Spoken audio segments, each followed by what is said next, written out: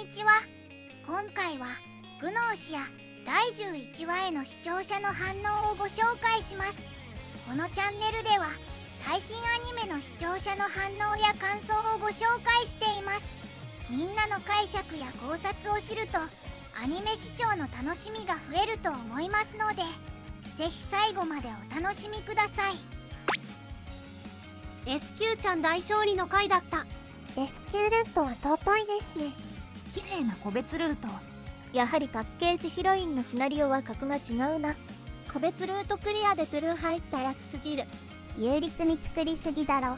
S q ちゃん、ちゃんと看板娘らしいメインヒロインぶり。銀の鍵くん絶頂してそう。今回のループの被害者はジョナス一人のみ。完全勝利だ。よし、この船に犠牲者はいないな。まさか S q の話で泣けるとは。めっちゃよかった。 S q ちゃんは本当可愛い。じわじわとキャラクター掘り下げが進んでいく。私もこの世界線の S q ちゃんのこと絶対に忘れないからな。マジで花田先生神脚本だった。それに応える紀藤あかりさん。今回も非常にエモかった紀藤さんの魅力全開の回でしたわ。 S q ちゃん可愛すぎる。プレイヤーもこんなに楽しめるゲームアニメなかなかないね。 S q ちゃん可愛すぎた。この前のコメットといい、恋愛ルート本気出しすぎでは。めっちゃよかった。泣いてしまった。アニメ本当にありがとう。 S q ちゃん史上一番可愛い S q ちゃん。すげえな、一番ヒロインしてんじゃん。パッケージの表紙は説差し置いて S q の担当だからな。トゥルーエンドかくらいの展開。真実が明らかになるにつれてどんどんキャラが魅力的になっていく構成と脚本うまいな。紀藤あかりの S q すごく良い。すごく良い。コア付きのゲームでないかしら。アニメ化大成功の部類だし、ゲームの売れ行き伸びたらコア付きエディション出るかもな。買いました。2週連続で心が満たされる回であった。もうこの世界線のままでいいんじゃないかな。銀の鍵ラブコメの波動を感じる。銀の鍵さんってかなりそういうの好きですよね。なんかコメット回から個別エンド回収に走ってません、銀の鍵さん。ああ、次はジナとステラとセツだ。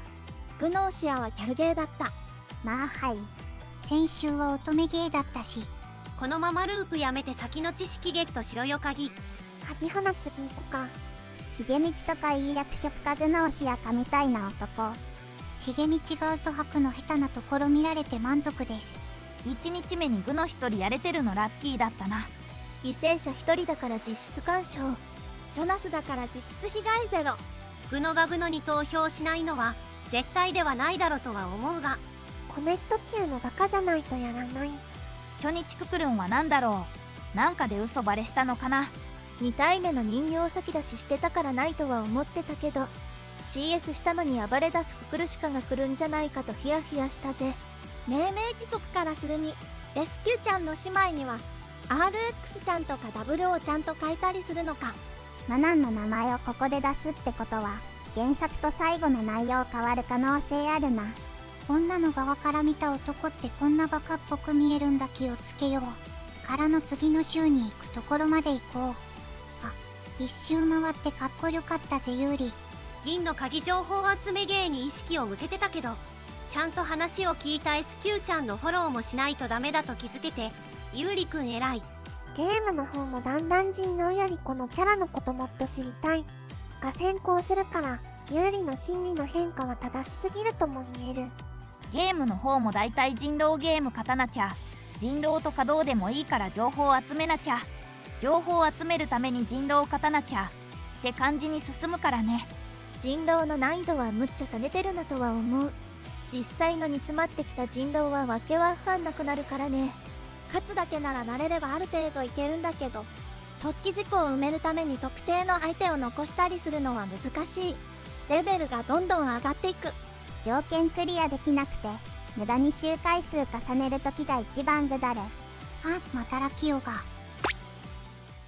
自称1歳の S q は511番目のクローン。自分はオリジナルでないことを心の奥底で枠にしていたのか。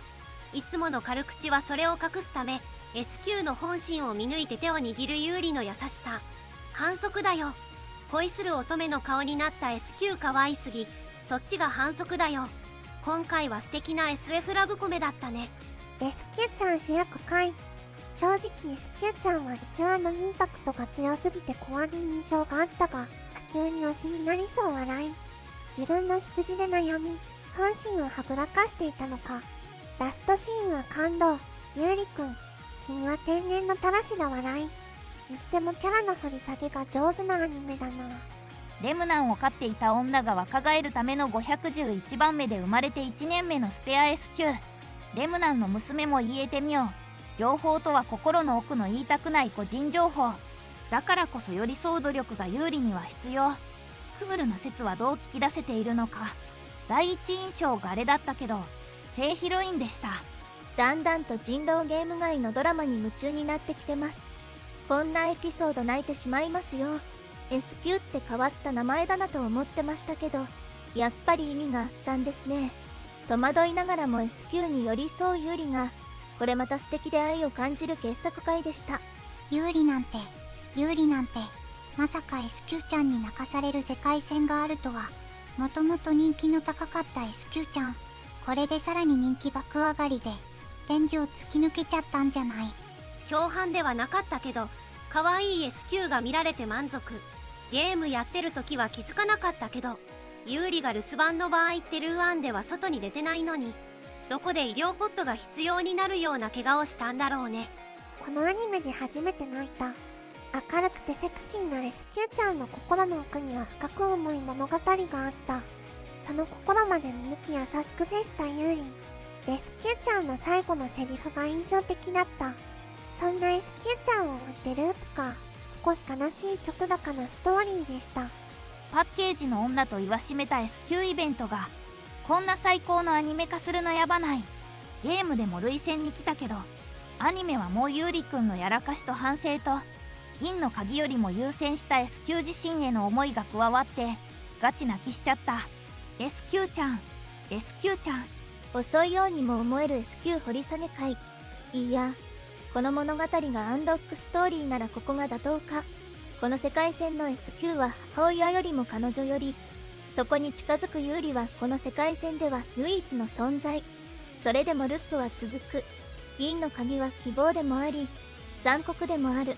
その果ては希望につながってほしいけど、有利だけが SQ を本物だと認めてくれた。スペアじゃなく人間だと思ってくれた。自分を偽物だと思っていた SQ には本当に嬉しかったね。なのにすぐユーリと別れなければいけない切なさに涙。 SQ の魅力炸裂ないい話でしたぜ。最後までご視聴いただきありがとうございました。皆さんのご感想や注目ポイント、考察などありましたらコメントで教えていただけると嬉しいです。このチャンネルでは最新アニメの視聴者の反応や感想をご紹介しています。ぜひチャンネル登録とグッドボタンをよろしくお願いします。それではまた次回の動画でお会いしましょう。